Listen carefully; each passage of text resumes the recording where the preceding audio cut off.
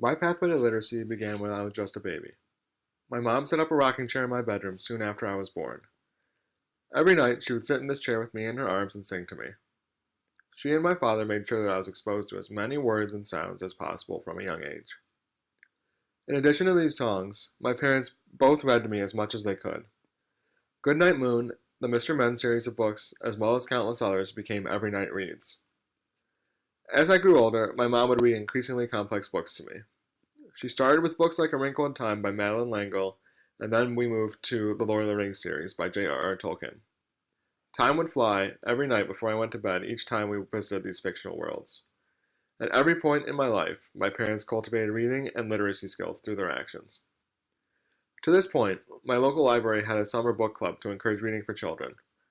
I was a member every year until I was too old. There was no better feeling than going back to the library after finishing a book and talking with a children's librarian about the story and how much I enjoyed it. While my literacy was being developed outside of school, it was also being nurtured in class. Through the various books we read, such as Of Mice and Men or The Catcher in the Rye, I learned to be more critical when looking at texts. As I started to grow older, I received more books as gifts from my grandma for my birthday as well as holidays, which allowed me to read even more. One book that I received was Redwall, the first book in a series about a fantasy world that I was drawn into.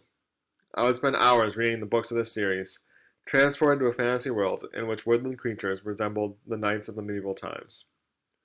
A little later, I was introduced to Harry Potter and the Wizarding World. Both series showed me how text can help you experience new worlds. Entering high school, college, and graduate school, the amount of reading required for class intensified, and thus my reading for free time was reduced, while the amount of critical reading in class was increased. While it's unfortunate that I did not read as much for fun anymore, I was still on my pathway to literacy. In all my subjects, especially science, we learned how to read primary sources critically and how to begin doing scientific research. The development of these skills continued into college and after I graduated and began doing science. While I would say that I'm literate in science, there is no end to my or anyone's journey, and I am and always will be on my pathway to literacy.